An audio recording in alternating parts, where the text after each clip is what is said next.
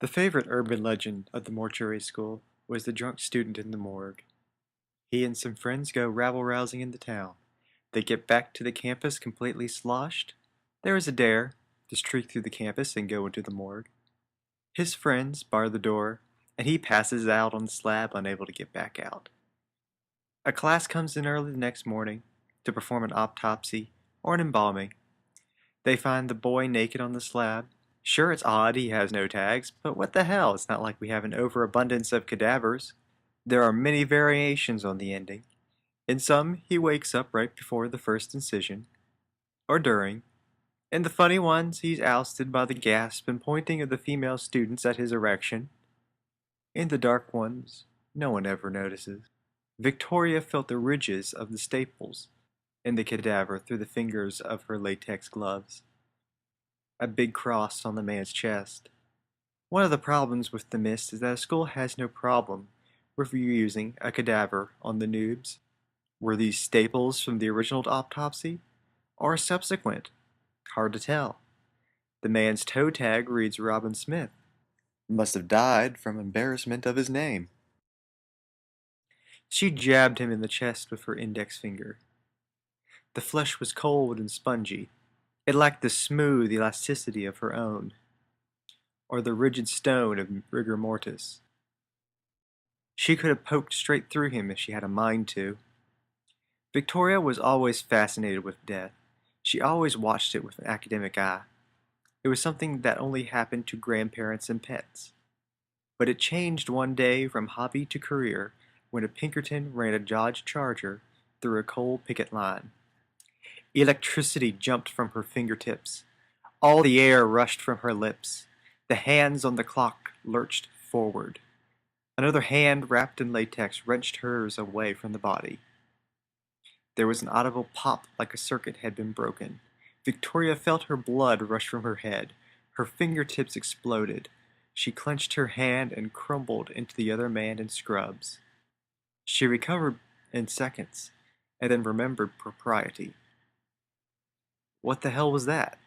Nothing, Victoria replied. It was just... it was just... the smell. Yeah, how long has the stiff been laying out? The pathologist cocked a perfectly manicured eyebrow at her. He shook his head and took the hedge clippers from the tray. She never did like how mundane the tools were. The everyday implements that could dismantle a human in a minute. She thought that maybe the tools were more specialized in a county coroner with a budget.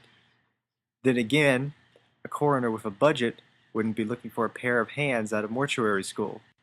He nodded towards the other side of the room. Maybe it was a charitable act. Get her away from the cadaver when he first plunged the tip of the snippers right above the groin. They would bite along the line of stitches, swiftly chomping through sinew and the rib cage. She pondered if there was anything recognizable left inside, if the cadaver's internals were pulped from the frequent demonstrations. She hit play on the docked iPod. Mozart streamed in from the speakers. While her back was turned, he took the first plunge.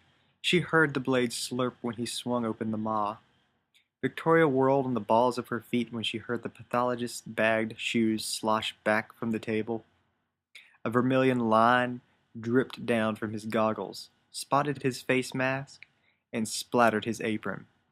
His eyes were just whites, and the bare spots on his forehead between the splotches of blood were ashen. The blood on the floor soaked through the baggies right down to her socks when she approached the body. The scent of formaldehyde danced in her nostrils, that new corpse smell. The cadaver was rapidly draining its fluids that should have been long gone by now. Victoria approached as if in a dream. She laid her hands on the great wooden handle of the sears. The pathologist stood frozen in place. She could have sworn she saw the slight heave of the cadaver's chest. A rookie mistake. Every teacher had to remind the morgue virgins that it was just their imagination. She plunged the blade further. The blood kept coming. The cadaver's eyes flashed open. He lurched forward and took her wrist in his hand. Victoria furrowed her blood-splattered brow and closed the scissors. The cadaver was split down the middle. He wouldn't stop screaming, "It's alive! It's alive!"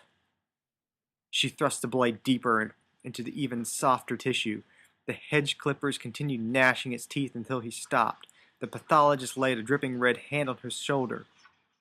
She thrust the blade deeper into the even softer tissue. The hedge clippers continued gnashing its teeth until he stopped. The pathologist laid a dripping red hand on her shoulder. She knocked him flat on the ground when she withdrew the scissors. She was suffocating. She tore her face mask loose and shredded her apron. She widened the neckline on her scrubs. She still couldn't breathe. She clawed at her bare white neck before collapsing on the slab. You have been listening to Victoria, as read by Chase Henderson, the author. If you would like to hear more, please visit our website, www.thehometowntourist.com. All work copyright 2010, Creative Commons, non-commercial, which means fan fiction, okay.